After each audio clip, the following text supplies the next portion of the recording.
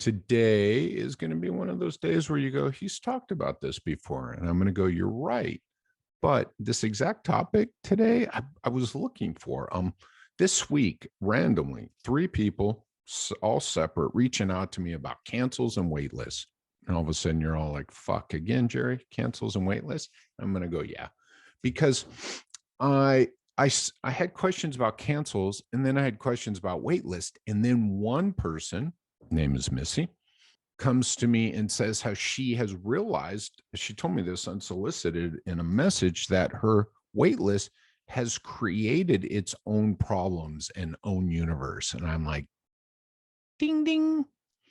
And I want to go back to this. And I know I spoke to this probably around January, but I couldn't for the life of me find, I don't know, I probably have this exact conversation somewhere, but the topic, the title of it, whether it was in my Facebook group or on YouTube or on a podcast, I can't find it. And I want to talk about this wait list thing and how it impacts cancels and no-shows. And more importantly, your mindset and your front desk mindset. I know I spoke about this, but we're just going to wrap it up again in here. Because again, it's important. And the deeper and better you understand your business, and the better you start asking questions like Missy did, and the better you start questioning, hey, wait a minute, what is this flowing into? Remember, it's all about the ecosystem. And the big takeaway from this, and the thing I want you guys to think about is this, is a wait list creates an environment that tells your team it's okay for people to cancel. Are you sitting on that? Because whether it's your front desk team mostly or your providers, right? Let's go back upstream. It's about visits. It's about filling slots. It's about you getting visits during the week. So if someone calls to cancel and or move their appointment, what is your incentive to keep them on that slot if you have a, and I'm pointing up because it always seems to be above the schedule when looking at EMRs and scheduling systems. What is the incentive for you to keep that person in that slot, or even in this week when there's 1, 3, 5, 10 people on a wait list this week? And it's not just, well, I know what I need to do for people, but you're getting nagged, micromanaged, whatever, from the clinic manager, from the owner, from the front desk person, from the provider, right? To keep people on the schedule. You have someone on the schedule. You then have a wait list. You're getting nagged, micromanaged, talked to every day to find slots for people on the wait list. There are no slots until what? Till someone cancels or no-shows. And that no-show, or sorry, that cancel call comes, and you've been trained or not on how to manage that conversation around their plan of care. The importance of them picking dates and times that work for them so they can prioritize their journey back to the goals that they want to achieve. And then you get a call, and you get that call and they say, hey, Jerry, this is Becky, and I need to cancel my appointment today. And you're looking at the schedule and you're looking at the wait list and you say, Becky, I'm so sorry to hear that, but I get it. I see you have an appointment next Thursday. Will that work for you? Yeah, cool. I'll take you off of today, and we'll look forward to seeing you on Thursday. Click. And then what do? You start calling the wait list to fill that slot. Here's my thing. That's the cost. Business-wise, it's bad for patients. The wait list, let's just start there. What's best for the patient is best for business. A wait list is not good for a person who wants your services.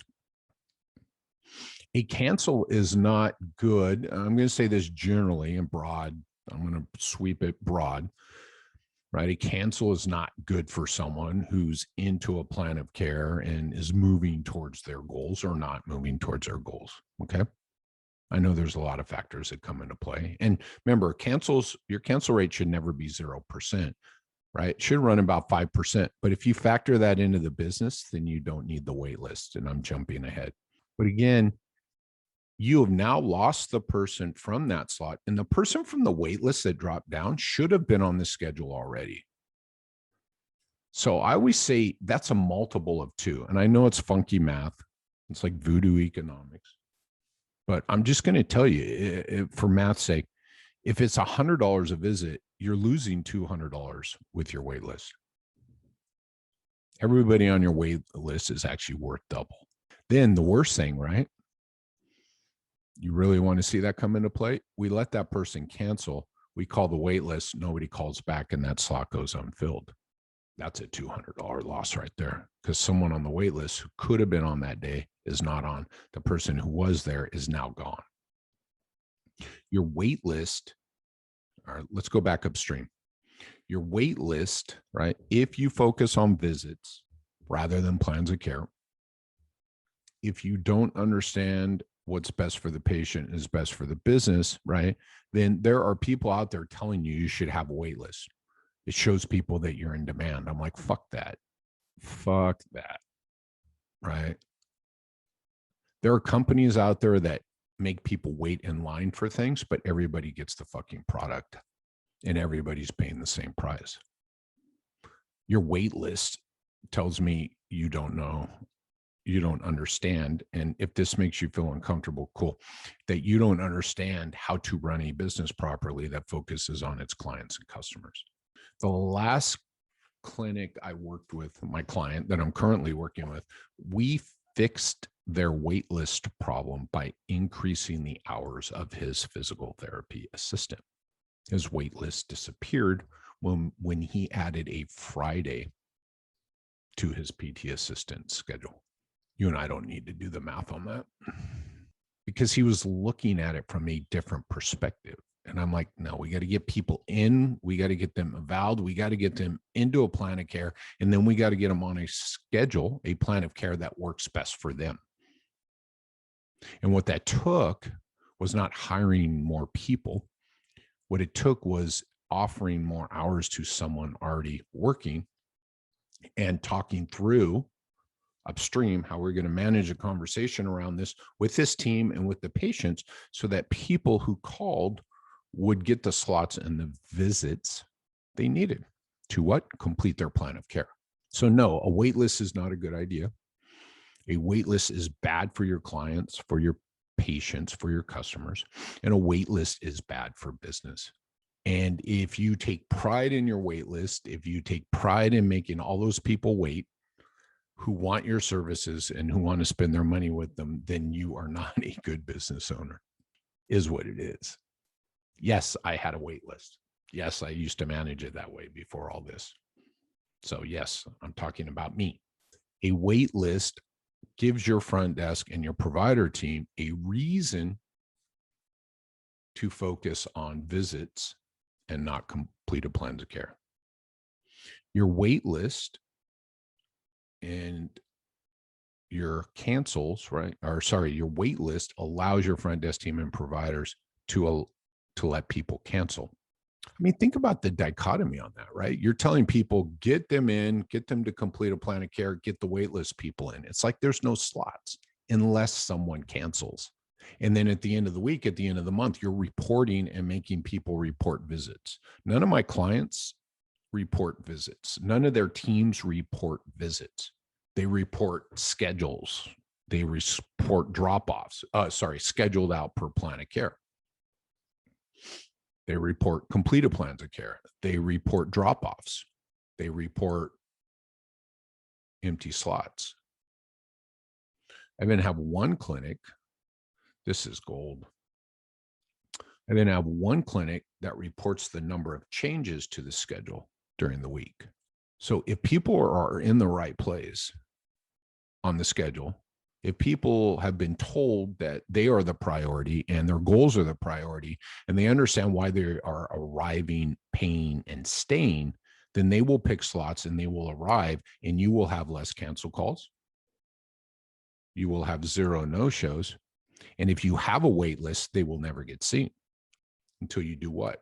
Hire someone, increase someone's hours, So again, a wait list should be a sign of growth and a need to increase capacity, right? Things like telehealth, all that, right? I work with all this with my clients. But a wait list shouldn't be a regular thing. By the way, too many people, and honestly, let's face it, and I think this has been applied enough during this, too many people use a wait list to get the visits they need. It's their hedge against a cancel. And your team uses it as a hedge against a cancel because you're telling them, fill all the slots, get the people down, get the people off the wait list, get people scheduled, get them rescheduled. It's like, where, what? It's just not working. It's absurd. And I work with clients currently, I point this out to them. I'm like, what are you doing to your team? You're giving them conflicting information, and then you get upset when these things happen. That's why it's a 2-time multiplier. I want you guys to take that away. It's a 2-time, your wait list, that person on the wait list is, if it's $100 a visit, that's a $200 loss. No successful business out there. Again, people create a line. Everybody still gets the product.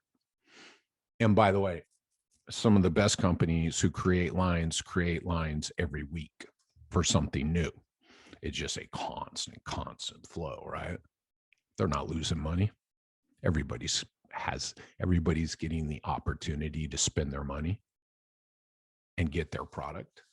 And you got people calling you, want to spend their money, want your product, and you're saying, we'll see.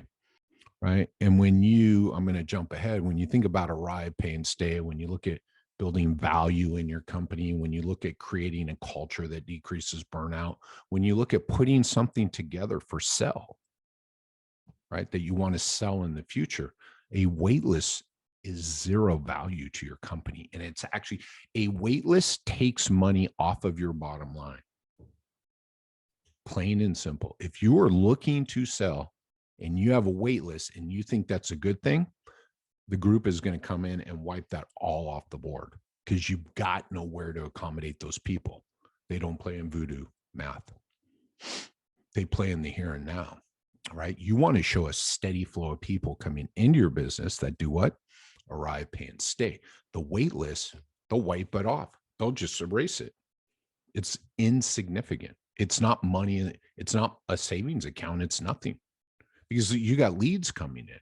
It's actually lost business, my friends, lost opportunity.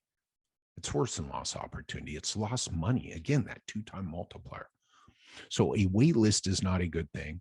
A wait list allows your team and okays your team to allow cancels. And so we get this cycle that's just created that is not good for your team, not good for your clients, customers, patients, not good for your business. Get rid of the wait list. Look at extending people's hours. Look at bringing in a PT assistant to cover.